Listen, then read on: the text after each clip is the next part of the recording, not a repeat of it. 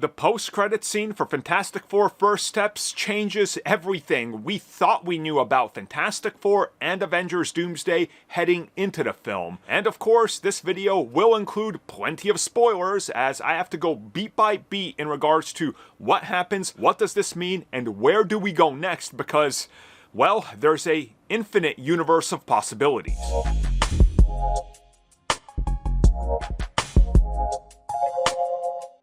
So if you saw the Fantastic Four, or maybe you haven't and you just want to know what happens, we of course do know that this takes place in a different part of the multiverse. And this film and largely everything that happens in it is all self-contained. This is a film that has no giant ramifications on anything happening in the proper MCU universe, which of course we know was coded as 616.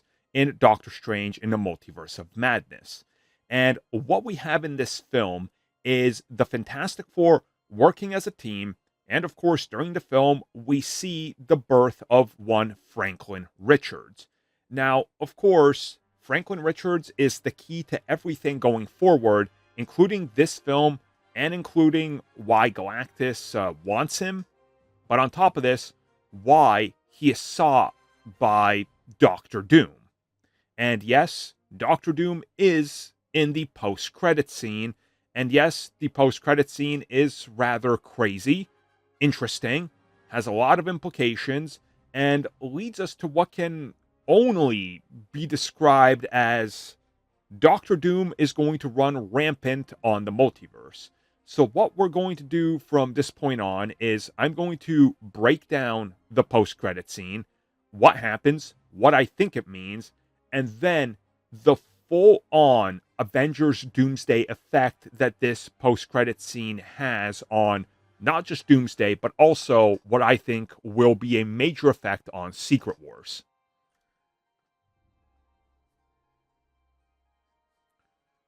So the post-credit scene of Fantastic Four First Steps features Sue Storm with her child, aka Franklin Richards. Now, for those that have ever read the comics or know who Franklin Richards is, you probably know that he is one of the strongest mutants to ever exist. His existence literally puts everything in peril, but also allows for infinite possibilities as he can make multiverses and seemingly destroy them just by thinking about it.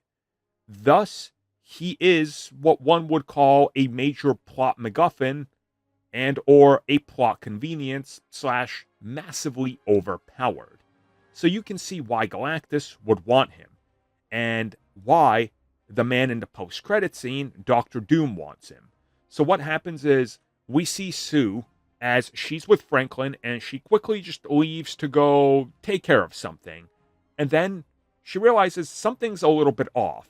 So when she gets back to Franklin, she is then seeing him sitting with somebody that should not be there.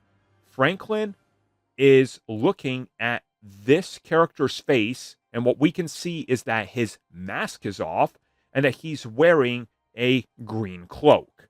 Obviously, this is Victor Von Doom. Now, we do not see his face in the film. They obviously are keeping that secret. Now, what is the reason behind this? Is it because Robert Downey Jr. would have been so expensive? Is it because they haven't decided what his face is going to look like? It's probably a combo of both. But also, notice how Franklin isn't freaked out by his face. Now, does this mean that he's just Robert Downey Jr. with a small scar? Or are they going to fully make him look like he has leprosy? We don't know. And I would like to assume that Franklin, even if he looked like that, isn't really freaked out by it, considering his uncle can turn into a flame monster or flame man, and his other uncle is literally a rock dude. So he's probably used to seeing weird things like this, but again, we don't really know.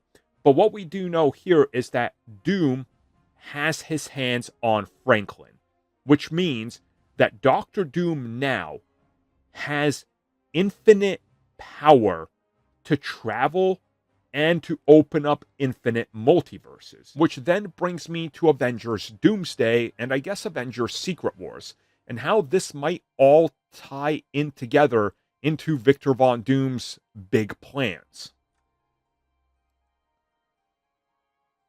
So, what exactly is Doctor Doom's big plan? Well, if we go by any of the leaked concept art, and again, I know that's still in question, but who knows, we can assume that Doom gets his hands on Franklin, and since he's still so young, he can manipulate him. And that is the key to Doctor Doom. He is a master manipulator.